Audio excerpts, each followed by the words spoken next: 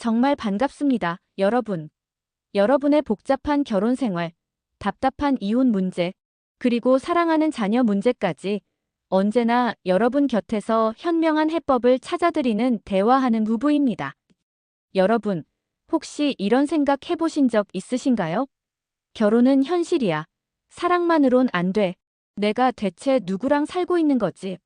네, 맞습니다. 결혼은 판타지가 아니죠. 현실, 그 자체입니다. 그런데 그 현실이 때로는 상상조차 할 수 없는 지옥으로 변하기도 합니다. 제가 수많은 부부 상담을 진행하면서 정말 셀 수 없이 많은 안타까운 사연들을 접했는데요. 그 중에는 이 사람은 정말 결혼하면 안 되는 사람이었네 하고 무릎을 탁 치게 만드는 유형들이 있습니다. 오늘 저는 여러분께 마치 달콤한 독처럼 여러분의 인생을 좀먹고 여러분의 재산을 탕진하며 심지어는 여러분의 정신까지 피폐하게 만들 수 있는 절대 결혼해서는 안 될 남자 유형 3가지를 공개하려고 합니다. 이 이야기를 듣고 나면 아마 충격에 빠지실 겁니다. 세상에 저런 사람이 정말 있다고, 내 남편이 혹시 저런 유형은 아닐까? 하는 불안감에 휩싸일 수도 있습니다. 하지만 괜찮습니다. 제가 옆에서 여러분이 이 위기를 극복하고 더 나은 삶을 찾아갈 수 있도록 도와드릴 겁니다. 지금부터 제가 들려드릴 이야기에 귀 기울여 주세요. 여러분의 소중한 인생을 구원할 지혜가 바로 이 안에 있습니다. 자, 준비되셨나요? 여러분, 흔히들 도박은 패가망신의 지름길이다라고 말하죠. 그런데 이 말이 단순히 옛말이 아닙니다. 제 사무실 문턱이 닳도록 드나드는 상담자들 중 상당수가 바로 이 도박 중독 때문에 인생이 송두리째 흔들린 분들입니다. 제가 최근에 담당했던 한 사건을 소개해 드릴게요. 의뢰인 김미영 씨의 남편은 처음에는 그저 소액으로 재미삼아 온라인 스포츠 토토를 시작했다고 합니다. 처음에는 몇십만 원 따는 재미로 시작했지만 이게 점점 커지더니 나중에는 몇백, 몇천만 원씩 베팅하기 시작했습니다. 미영 씨는 남편이 야근하는 줄로만 알았는데 밤늦게까지 컴퓨터 앞에 앉아 초조하게 화면만 보고 있는 남편을 보고 처음엔 수상하게 생각했대요. 어느 날 남편이 평소와 다르게 초췌한 얼굴로 집에 들어와서는 이번에 좀 크게 잃었어. 미안해. 라며 울먹이더랍니다. 알고 보니 남편은 그동안 모아두었던 결혼 자금은 물론 심지어 미영 씨가 모은 적금까지 몰래 빼서 도박에 탕진하고 있었던 겁니다. 처음에는 빚을 갚기 위해 부부 공동 명의의 아파트를 담보로 대출까지 받았습니다. 남편은 이번이 마지막이야. 진짜 끊을게라며 애원했고 미영 씨는 남편을 믿어주기로 했습니다. 하지만 도박의 늪은 상상 이상으로 깊고 끈질겼습니다. 남편은 한탕만 더 하면 다 복구할 수 있어. 라며 밤낮으로 도박에 매달렸고 결국 아파트 담보대출로는 모자라 사채까지 손을 대기 시작했습니다. 이자는 눈덩이처럼 불어났고 사채업자들의 독촉 전화는 미영 씨의 일상까지 파고들었습니다. 미영 씨는 밤에 잠도 제대로 잘 수 없었고 혹시나 아이들에게 피해가 갈까봐 노심초사하며 살아야 했습니다. 남편은 돈이 없으면 미영 씨에게 손찌검까지 하는 지경에 이르렀고 결국 미영 씨는 어린 2아이를 데리고 친정으로 피신할 수밖에 없었습니다. 경제적인 손실은 이루 말할 수 없었습니다. 힘들게 모았던 전 재산을 날린 것은 물론 수억 원에 달하는 빚까지 떠안게 되었죠. 무엇보다 미영 씨의 정신적인 고통은 이루 말할 수 없었습니다. 한때는 사랑했던 남편에게 배신당했다는 좌절감, 자신을 믿지 못하고 도박에 빠진 남편에 대한 분노, 그리고 아무것도 지켜주지 못한 자신에 대한 자책감까지 모든 것이 미영 씨를 짓눌렀습니다. 미영 씨의 사례처럼 도박 중독은 단순한 개인의 문제가 아니라 가족 전체를 파멸로 이끄는 무서운 질병과 같습니다. 도박에 빠진 사람들은 현실 감각을 잃고 자신의 행동이 가져올 결과를 전혀 생각하지 못합니다. 옆에서 아무리 말려도 소용없습니다. 결국에는 모든 것을 잃고 나서야 후회하는 경우가 대부분입니다. 두 번째 유형은 바로 감정 기복이 심한 남자입니다. 흔히 유리 멘탈이라고 부르죠. 이런 사람들은 겉으로는 섬세하고 감성적인 것처럼 보일 수 있습니다. 하지만 실제로는 자신의 감정을 주체하지 못하고 작은 일에도 폭발하거나 극도로 우울해지는 등 예측 불가능한 행동을 보이는 경우가 많습니다. 얼마 전 제게 상담을 요청했던 박선영 씨 가명의 이야기가 딱 이런 경우입니다. 선영 씨의 남편은 처음에는 선영 씨에게 한없이 자상하고 배려심 깊은 사람이었다고 합니다. 기념일은 물론 평범한 날에도 깜짝 선물을 주거나 손편지를 써주며 감동을 주곤 했죠. 그래서 선영 씨는 남편이 자신을 너무나 사랑한다고 믿어 의심치 않았습니다. 그런데 결혼 후 얼마 지나지 않아 남편의 이상한 행동들이 나타나기 시작했습니다. 처음에는 가벼운 짜증이나 투정 정도로 생각했는데 점차 감정 조절이 안 되는 모습을 보였습니다. 예를 들어 퇴근 후 저녁 식사 자리에서 작은 반찬 투정으로 시작해 갑자기 큰 소리로 화를 내고 식탁을 엎는가 하면 자신이 기분 좋게 퇴근했는데 선영 씨가 피곤한 기색을 보인다는 이유만으로 몇 시간씩 문을 잠그고 나오지 않는 등 이해할 수 없는 행동들을 반복했습니다. 선영 씨는 남편의 기분을 맞춰주기 위해 늘 조심하고 눈치를 봤습니다. 남편의 기분이 좋을 때는 세상 없이 다정했지만 한 번 기분이 틀어지면 온갖 폭언을 쏟아냈습니다. 너 때문에 내 인생이 망했어. 넌 하는 일이 뭐냐? 나 같은 사람 만나서 행복한 줄 알아. 등등. 차마 입에 담을 수 없는 말들이 선영 씨의 가슴을 후벼 팠습니다. 때로는 물건을 부수거나 벽에 주먹질을 하는 등 폭력적인 성향을 보이기도 했습니다. 선영 씨는 매일 살얼음판을 걷는 기분으로 살아야 했습니다. 남편의 예측 불가능한 감정 변화 때문에 불안감에 시달렸고 언제 또 무슨 일이 터질지 몰라 항상 긴장해야 했습니다. 아이들 앞에서 싸우는 모습은 보이지 않으려 노력했지만 이미 아이들은 아빠의 눈치만 보는 아이들로 변해 있었습니다. 경제적인 손실도 상당했습니다. 남편은 기분이 좋으면 충동적으로 고가의 물건을 사들이거나 반대로 기분이 나쁘면 다니던 직장을 갑자기 그만두는 등 무책임한 행동을 일삼았습니다.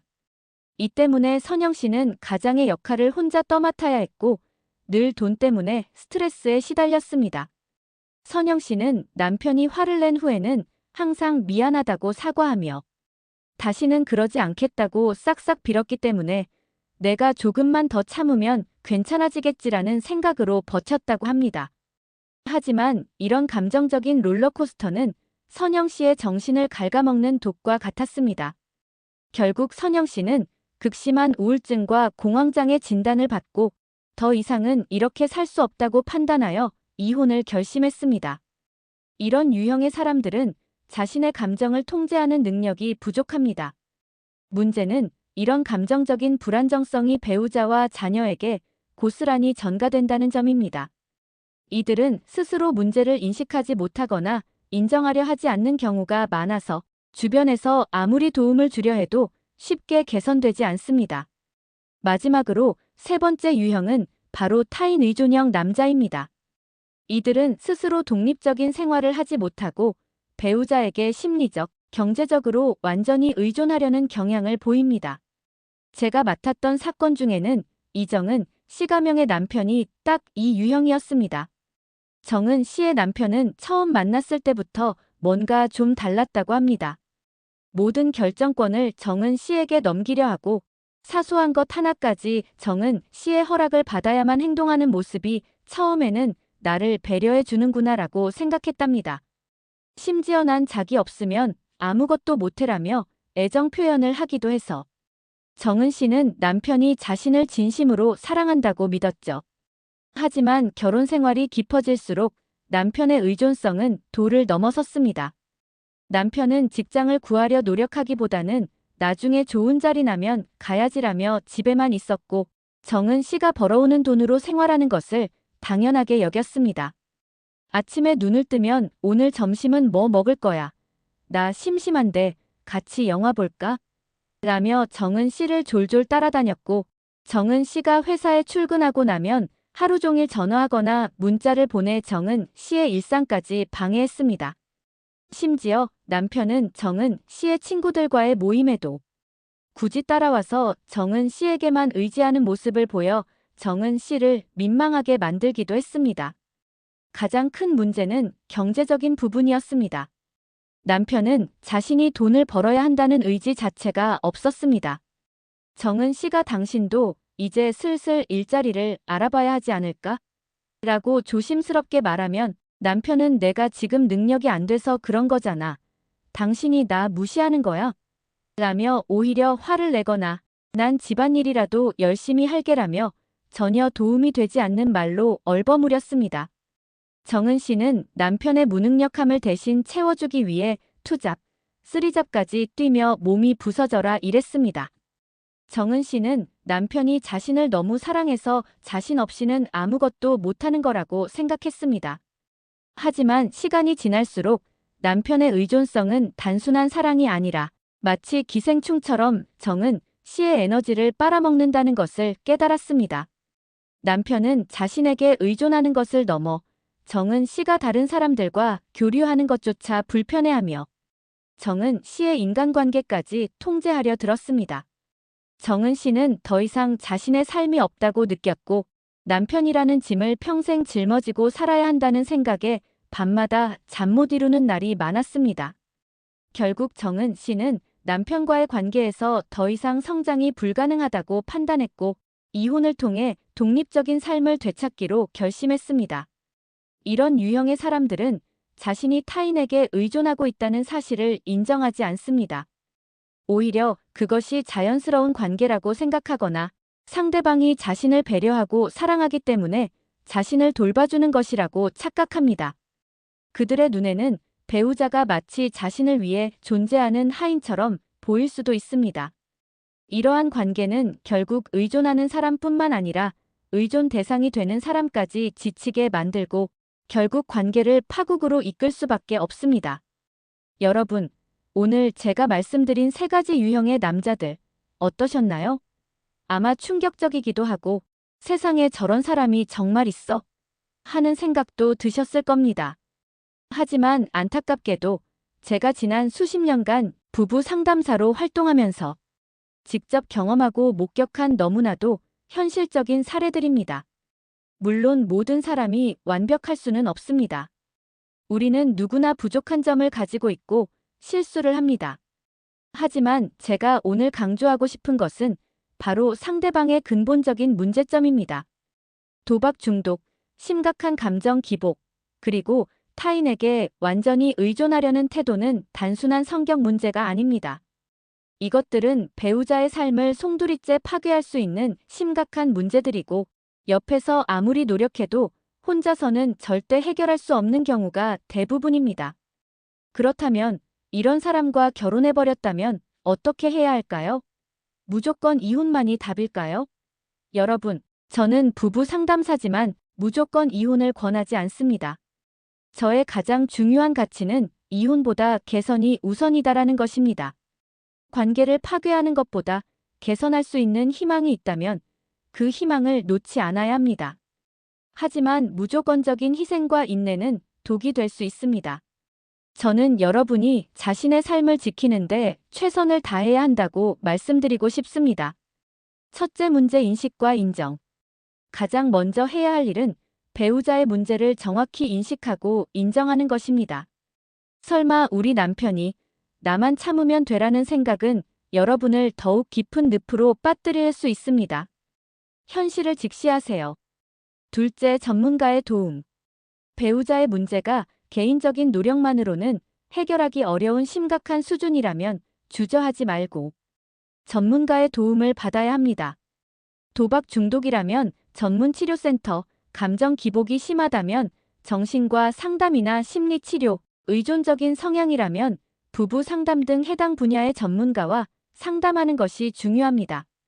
배우자가 거부한다면 여러분이라도 먼저 상담을 받아 문제 해결을 위한 지혜를 얻으세요. 셋째, 명확한 경계 설정.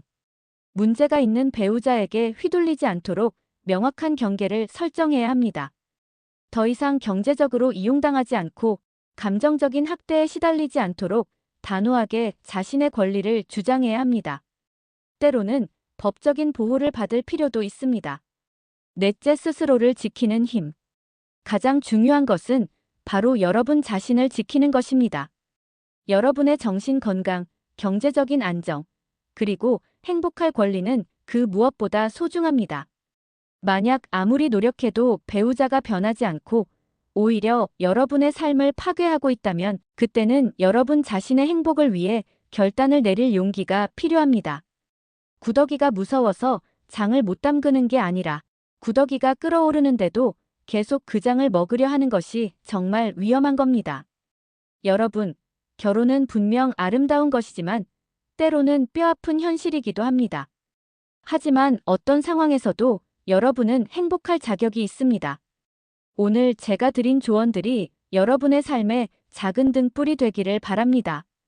어려운 상황에 처하셨다면 혼자 고민하지 마시고 언제든 저를 찾아주세요. 여러분의 밝은 미래를 위해 항상 최선을 다하겠습니다. 감사합니다.